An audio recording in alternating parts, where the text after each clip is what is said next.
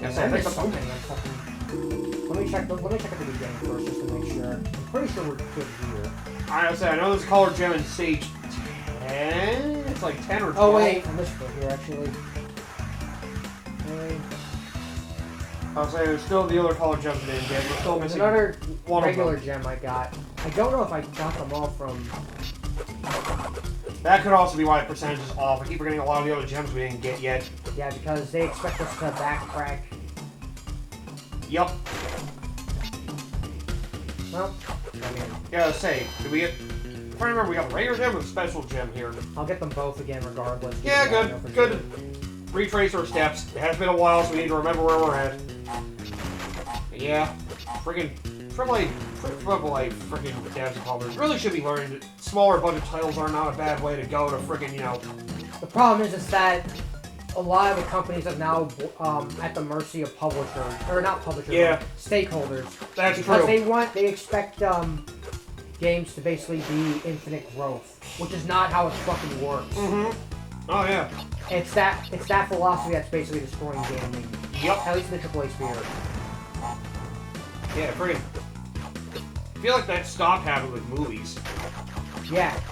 Well, I guess one of the things they did start increasing like general movie length. Yeah, and honestly, that's kind of exhausting for me personally. Yeah. I don't want to sit here and have to go through a movie like 2 or 3 hours every single day. I've only been going to the movie theaters to see a couple fucking like gaming movies. I haven't really been going in to watch much else. The only thing, like I saw Mission Impossible 8 recently, that was about it. I heard that one was pretty good, yeah. It's a mixed bag because of how the Dead Reckoning sales went, because it was a really certain Barbenheimer. Ah, right. So that's why that movie kind of went the direction it did. I like it, but I definitely do see a lot of problems with it. But let's put it this way, I have all the Mission Impossible movies. I'll be willing to watch it again. That's good. It's just not compared to something like All Over Rogue Nation, it's definitely not the best, but I'd still watch it again. But, like, other than that, like, I've been going to see, like, my theater's doing a Studio Ghibli Fest, and I'm going there to watch the animated movies there, which is something very exciting for me. I've seen a lot of them, but I want to go again regardless because I love 2D animation. I've kind of grown to appreciate more as I've grown up and seeing how Disney just kind of wants to sit here and spit on all the live action remake nonsense. It's like, okay. I'll say, I remember, after the failure that was Snow White, oh my god, that thing tanked. It tanked so bad they re-released it in theaters, and it tanked again. Like, nobody... United in hatred. Nobody liked the way that was being handled. It made them think they were going to start trying to halt a lot of their own live-action movie adaptation stuff. I hope so. Well, I would have hoped so. I think would have hoped so is not the word I'd use for it, because I feel like maybe this was still in the ring of they still doing the live-action remakes, but like I said, the damage has mostly been... Yeah. Might be the special. Oh, damn. So they don't give you the Aku boxes, they don't give you free Aku if you beat the stage already. That's annoying. I'll look at it up. I mean, they're like, oh, you already beat it, you shouldn't need the help at this point. I guess. Unless it's something that just happened in these I mean, the game was designed in such a way that you can use, like, do no damage. So, at least it's fair in that regard. Yeah, you need hindsight to know. Just a little... It's sickish, but at least they have the hindsight. Just a minor oversight. They don't give you I'm just annoyed that I died in the fucking pit. I have an Aku mask, I wish I could burn that. Yep. They do. They don't give you the pity mechanic. You've beaten the stage before. I know the Insane Trilogy, I think they did do that. Ah, yes, we did not get this. So, according to this. So, yep, you get your special colored gems. No boxes here. So we did get the one for all the crates. Alright, good to know. So, yep, the colored gems will get you to some of these special areas. And they are also just as demanding, so don't fuck out. Yep, a lot of these can be, honestly, kind of more difficult than some of the platforming nonsense. But once you get to the end of it, you will be able to get the, well, it'll typically lead to another gem. Yep. And there might be a couple that lead to other crates, which is fun! Yeah. That's something that annoyed me with some of the games, especially 2, when they expect you to go on the alternate route to get more crates, and then go back to the main route to get the other crates you missed! Oh, God. seeing some of the torture. Crash 2 in particular, I feel like is the worst with that. Yeah, That's a Crash really 2 good is level rough. design, but in regards to completionist, it might be the worst. I guess it also depends on who you ask, because some people would say that it's the best game because it's more focused on the platforming than, Yeah. than 3 is. Like I said, level design platforming, it might be the best, but the completionist stuff does hurt me a bit with how much backtracking there is. And some of it is pretty painful. Like, I know one of the scenes in the last world, you're basically going to the end, backtracking to, like, close to the beginning, and then having to go forward again. Because the Nitro Crate shit. I know at least Crash 2, that's, like, the worst with that. That's one of the problems Crash 1 does not have. It's just original Crash 1, you have to get all the crates without dying. It's just, you have to get good. That's fun. The original Dark Souls of platformers for either... Oh, God. Wait, did I miss the... The gem? Oh, maybe you did. Oh, boy. Oh, God. Damn it! Okay, so you have to explore to find it. That's... Okay, that makes sense. That makes a little more sense. I was expecting to find it at the end. I was expecting to find it at the end as well, so... I guess kind of the room that is... Alright, that's a little intriguing. A little dickish, but intriguing. At least we don't need to get all these crates. Yeah, like I said, this game I'm not familiar with how the game... Right, this is still technically blind for both of us. We're just going off our knowledge of Crash stuff as a whole. Yep. Like, I'm going off my knowledge of Entranced. Yep. And that game handles some stuff a little differently. Yep. And they didn't have any of these weird, secret passage stuff, so I'm not worried about that. Move forward. Yeah, I know another thing people were tagging Nintendo for was how they had a thing on their extended user license agreement. It was like, oh, if you freaking like mod or do shit with your console in any way, you could freaking, we could brick your console remotely. Yeah, that one I will legitimately say that's fucked. I'm sorry, that I will say is fucked. It's not Nintendo only though. Microsoft, Sony, and Apple have all been doing that as well. They've been on their agreements for years. It's still fucked regardless. I mean, yeah. I know. I'm not saying it's just now it came to the limelight all of a sudden that that's been a thing. On one hand, well, I'm not going to really agree with it, but I can understand why they wouldn't want you to mod it, be able to do things, you know, basically get around a lot of shit, be able to get a lot of free stuff on it. Yeah, I understand what the logic is, but this isn't the way to do it, I guess is the best way to put it. Basically saying, oh, you bought the console, but you own the right to use it. You don't technically own the hardware. It's a really weird way to word it. Yeah, it's like, yeah, that's kind of the reason why most people are not fans of digital stuff, because it's like, here, you don't technically own your fucking game. It's like, I bought my fucking product. I mean, on the other hand, though, I probably wouldn't buy it to modify it myself. I know some would, but you can buy other... They should have the right, I think is the best way Oh, the gem's right there.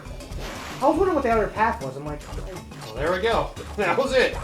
Shit. At least they're nice enough to leave this in a checkpoint. That is nice. It is technically a warp point, so I guess it would be that.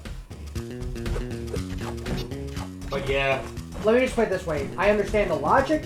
Yeah. But the logic is faulty at best. Yeah. Besides, I know at least with Microsoft consoles, you can technically get around that if you pay a fee to basically put the console in developer mode, but that's another thing. Just throw out there. Yeah, paying for the developer mode rights. Yeah. Which I know that's how people run emulators in like a lot of the Xbox Series consoles. They basically put a developer mode so they can throw all that stuff on it. But you know, it's nice that it's something you can do. At least hardware-wise, Microsoft's a little more understanding of some of that stuff. And, again, they're closely linked to PC unlike the other two. And they have better backwards compatibility than the other two. It's the only reason why I don't mind having it. And I'm just glad I got my console before the price hike kicked in. At this point, it doesn't matter now since I'm only on PC, so... Also true, yeah. And you can emulate all the regular Xbox stuff and I guess some of the 360 stuff and you're probably fine. Yep. And pretty much anything Xbox One onward is probably on PC anyway. The only exceptions were what? The Ninja Gaiden games, which... Yeah. Honestly, like I said, the only thing... You can always play you always play 2 Sigma. Or 2 Black, which really is just Sigma again. I also learned that apparently Ninja Gaiden 3 Razor's Edge may not be as bad as I heard it was. thing is, I heard Ninja Gaiden 3 Razor's Edge is a good game. It's just not a good Ninja Gaiden game. Some The people Ninja say Gaiden community will not really acknowledge it, but apparently it's divisive. that's why I say it. I've heard some people say it might be the best game of the trilogy, which is weird. Like, I heard the game itself isn't bad. It's just, you know, Yeah, if it didn't have the Ninja Gaiden name attached, it'd probably have a Right. better chance. right. I've at least heard there's a possibility some people say it might be a better game than 2. Because I've heard 2 has some bullshit with it. At least Depends compared on who you to... ask, because some people appreciate the bullshit. I mean, of course, Because they want to say it appreciates Inagaki's original vision, and that's how Ninja Gaiden was always supposed to be, because you always have those kind of purists. I understand the logic, but it's like... I'm not particularly Let the me biggest put- fan of torture platformers, if you want to go that way. Well, I'll say it like this. I understand the logic, but if you're also the same person that complains about other series not innovating, and then you complain about when a series changes because it has a different director and all that, I'm sorry, but it just kind of rings its criticism to me. Mm-hmm. I understand why, like, you feel certain ways you do for certain games, Yeah. but it's like, if you're the kind of person that complains about not having innovation, but then complains about how a series changes, and then you complain about a series not changing, well, it's like, there's a lot of things to digest there. I'm personally not a fan of games being difficult just for the sake of being difficult. That's why I'm not a big fan of Souls games. The reason why Ninja Gaiden is the only exception is because it feels like you have a chance to make things go quicker than... Like, you have just as much of a chance to kill enemies as they can kill you. Yeah. My biggest problem with difficult games is that they really just adopted this, the Souls formula, and a lot of the problem with the Souls formula is that it's not a really fun game to play. Yeah, see, I'm personally not a fan of it being just slow and clunky. Like, because nothing about the slow and clunky nature, the overuse of the RPG numbers, and the overuse to the point that it stops feeling like it's a game that you can play to be satisfied. It's playing a game and then just raising your numbers or having the right effects. And basically just memorizing everything. I mean, like, yeah, that by itself isn't the problem. It's just here you can win the game by just brute forcing your way. Oh, the one color gem we don't have. Gotta say, we still don't have the 1 in 10. Yeah, we like, need the where the hell spinning is it? ability. I think it's a 10. We need to get everything here. Maybe let's look at the last color gem before we continue on. It's not here then. Yeah, I was say, because I remember we saw it, but we couldn't get to it because we couldn't glide. Now we can. Now it's time to fly. Yep. Where did you learn to fly? God! God damn it! But yeah, I mean, like... I I might at least download it for emulator for Wii U. Spoiler, by the way, I actually finally got a Wii U emulator working. Yeah, I have one on my end, too. Dang, I only have it for recording purposes for some things. Yeah, I just downloaded one. Get Paper Mario Color Splash! No. You know, I was watching your, a little bit of your Paper Mario videos for Super Mario. Oh, Super Mario, yeah. And you were talking about how it's like the one thing I can give credit for, Sticker Star Onward for being the turn-based. And you know what? Something just kind of clicked in my head when I was seeing this. I'm like, no. No? Let me just say it like this. I will 100% die on this hill when I say this. Okay. If Sticker Star Onward played anything like Super Paper Mario, I would be less harsh on that game. Because the turn-based does not do anything to hide in that game. It really is nothing more than a waste of fucking time. I mean, yeah. It really is. Yeah. Like, I don't care. Like, you can probably tell me it's like, no, but Paper Mario's always turn-based. I'm like, if the turn-based means fuck all I'm getting is money for shittier stuff. So what the fuck's the point of it? If it was like an exploration sort of game, like Super Paper Mario, I think there'd be a lot more. That would make it a lot more fun. And where the hell do I go? Yeah, keep going. I remember it's after we climb a ledge, after we like do a lot of high jumping. It'll be something to your left after we go high up a ledge. But yeah, that was something that I forgot what video it was because I was just kind of snapped in my head. I'm like, I think I would die. I'll say that. Because the turn-based does absolutely nothing except waste your fucking time in that game. It really does. Yeah, it's up there. That's where we need to go. There's another ledge later on. I guess it's up there. By the way, and you. I mean, I just personally thought that frickin' Super Paper Mario was just monotonous. I mean, I'm not saying that frickin' Sticker Star is not. Hell no. I still prefer Super Paper Mario over Sticker Star. Fucking. So do I, but like I said, like you know I have a different reason for not liking Sticker Star. I mean, not Sticker Star, Super Paper Mario. I just think it's kind of whatever at best. Yep. Yeah. Remember, double jump and glide. There we go. Oh, wow, they expect us to do both. That's crazy. There it... Oh! Oh, there's another platform to land on before that. Well, time to die. Unless you could somehow glide your way across all of it. I needed the enemy to boost. Yeah, probably. It did give you one heck of a boost, though. I mean, that was always a thing in Crash that you needed to know how to understand, which is enemy step. I mean, the turn-based combat in Sticker Star would have been fine if, you know, your attacks weren't fucking limited. That and also you gain something of value from actually fighting enemies besides money. Yeah. Like, that's all you get from the enemies, just fucking money, so it's like... Meanwhile, Color Splash get a marginal improvement on that. Oh, battle enough enemies get this so you can raise your paint limit. Okay, so I didn't- the so I game's a little didn't need easier, any. okay, cool, but... Okay, so I didn't need the enemy, I was just being delusional. Okay. Yeah, I kind of thought we were going to need the enemy, then once I saw their platforms, I was like, and seeing how fast you flew off them, I was like, you know what, you probably do not need them. But we needed that to get to the first platform. We didn't need it after that, just for the first jump, which is annoying. I mean, this is something that Crash did back in the day. That's true, yep. I Look at fucking- who was. It is, well. I mean, Actually, I kind of regret coming in here because I don't want to lose my double. Color Splash is basically a pretty big improvement on Sticker Star, but to be fair, Sticker Star is pretty bad. I think I said it best, where it's just like... The best defense I give for Sticker Star, if anything, is that it looks nice, it sounds nice, it's not a bad game. It looks But good. compared to the other games of the series, ugh. It's like, it's got a good presentation. Yeah. But that's about it. Like, we can say, like, yeah, it probably will age better in the sense that it'll look nice, but gameplay-wise... it's a good Like, we game can- at best. At best. It's not even- just good. I wouldn't even say good, I think it's just okay at best. And it's fair enough.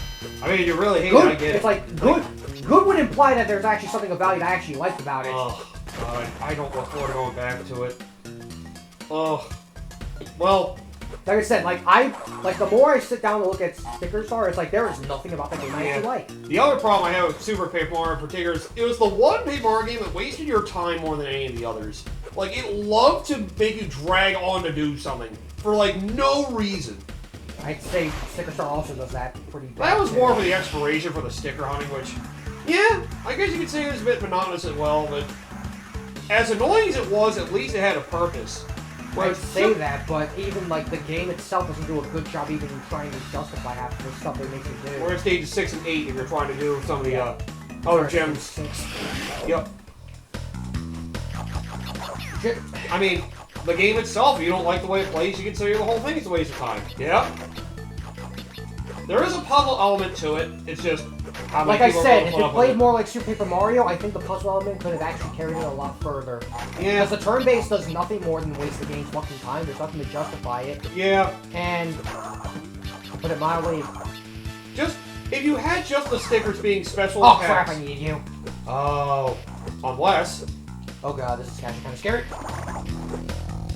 Yikes, that's a tough one. No, I cannot. Yep, I once you're in need- midair, you can't I need jump to- from it. And we got all of the boxes, I believe. Yeah, we did. In stage 8, we didn't do either. And I get the feeling that we're going to need to get boxes on the other routes. For that stage, probably. I do have the box counter for it, so makes sense. Yep, that's how they want you to do it. Yep. Really difficult without that method. It's nice to have extra stage hidden off for some of these, though. It's nice to give you a reason to come back to these stage for Yeah, extra this is challenge. something that, like I said, this is actually foreign to me because I'm not, because when I played Entranced, I wasn't familiar with this at all. Damn it! Like they didn't do any secret paths. Everything was kind of just blocked to the stage, which, depending on who you ask, might be better or worse because you don't have to worry about all the extra stuff. It's just you don't have to deal with extra stages. Maybe some people would probably be a little disappointed because they find the extra stages more cool. Yeah. God damn it. Some of them can be annoying, or some of them just. I mean, basically- that's always been the case. Some of them just do a harder version of the stage you're already in. I mean, that's always going to be the case, Yeah. though, because it's just... You want, like, people are going to bitch about games not being hard, and then they're going to bitch about games being too easy. You can never please everybody. I know one of the... Oh, another thing that came up recently, I know Liza P announced a DLC, and they, what was it? They announced there's like a difficulty setting for it. So people can lower the difficulty if they want to do that, the DLC. People complain. Yeah, you expect the hardcore community's mad. Why are we using it for people to get through? It's like, it's an option. I don't mind if it's an option to have. Why do you need to isolate people like this? Like, well, why should we be lowering the standards so people can do this? It's bullshit. Why can't people just learn to get through it? Again, it's an option. You don't have to commit to it. And not everybody wants to struggle to get through a game they actually want to see through to the end. You don't want to Probably the same people who want the easier options to basically mock the player. Yep. It seems I've greatly underestimated you. I greatly overestimated you. Fuck you! Okay, there's not the only pit. Go out of the pit! There's nothing else here, there's no need. They had 3 lives down there. Yeah, right. Alright, we still have to get to the end. I keep forgetting. We don't finish the stage. I don't think we get to keep it. Yeah, I think this... Yeah, I'm pretty sure we have to get to the end. Yeah, I would assume it would basically treat us like we didn't do it. If I go by the gold gem thing. Just one checkpoint. But yeah, you know, I understand some people want, you know, games to feel difficult because it's kind of their purpose, but you know. The problem is, another big thing is also just a lot of games have done a pretty terrible job about making difficulties worth a damn. Yeah, sometimes because the difficulty a scale lot of is times bad. difficulty just ends up being here. Enemies do more damage, you do less damage. From what little I know, Ninja Gaiden is one of those. The 3 Ninja Gaidens are one of the games that actually justifies their higher difficulty. They actually add new enemies or whatever. Devil May Cry also does a pretty good job of that as well. Do they add new like enemy types or? They add new like enemy like varieties and stuff, so it's okay. So like on hard mode, it starts off with, you know, you get more enemies to fight. You have to fight a different set of enemies. Okay. You have to deal with the double trigger aspect of it all. Oh yeah, I guess more of them go to Devil Trigger as well. Yeah. At least they up their like, yeah, they up their AI or they up their you know, actual difficulty of fighting them, not just their numbers got padded. Yeah. Like you gotta fight different different enemy variations and setups. Mm-hmm. Like you know that in Mission 4 where when I was fighting that shadow and you destroy that statue, it turns into a Death Scissors. Oh god. So the arena gets turned down a little bit, and you basically gotta fight in a very close corridor against Death Scissors. Oh damn. And on Dante Must Die mode, there are timers in certain areas because if you don't oh, you have to beat enemies in time limits? Yep, because if you don't beat them in the time limit, you die. No, they turn to Devil Trigger and they get special properties. Oh, so they get harder if you take too long. Yep. Ooh. Wow, okay. Like I said, Devil May Cry is fantastic when it comes to Action games of that era were really fucking good at that, it seems. Yeah. Jesus.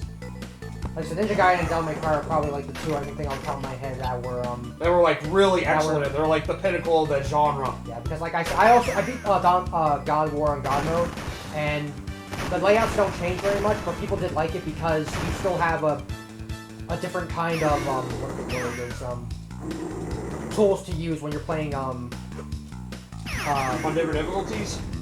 Well, it's basically tools of the game itself that you can use. Like a lot of God of War apparently relies on collision, so you can use collision to basically okay. Give yourself an edge. Ah, neat. I know some people said apparently like there is like a thing it does, like apparently playing on high difficulty you keep dying. That they do give you the option of lower the difficulty. That only works if you're on like normal and stuff, because if you're on like the higher difficulties, you're stuck in the higher difficulties. Yeah, I heard some people don't like the way that does it because apparently a lot of people in the original God of War died at platforming. Yeah, the platform. I'm trying to remember what was the name of the thing. It was like Hades something. I heard was like one of the worst segments for platforming. Oh yeah, Hades. Basically just Hades. You're in the underworld. Yeah, I forget what the name for it was, but apparently it was like atrocious. Like I don't remember if it's the Hades, or if it's the underworld, or a challenge of Hades, or whatever it's called in maybe it was a challenge. I know it was like called Hades something. It might be the Hades challenge. Maybe. I know apparently the platform for that was like the worst in the game. Like you die in that normal, you freaking. They give you the option to lower difficulty. That doesn't help because you're dying to platforming, not enemies. Oh, right, that again. I don't know why I'm doing this. Yeah, I was gonna say, I was like, well, My brain just kind of forced the habits of it, because I'm like... We'll need to do that for stage 8, just not this one. And yeah, it doesn't help that a lot of games don't actually do their difficulty adjustments well. Yeah, it's like, what's the point of difficulty if all you're doing is just inflating numbers? Admittedly, sometimes it does work. Like, I do find it satisfying for games like the Prime Trilogy, because it feels like, you know, how the game plays, it feels like you have to be involved in the action a bit more.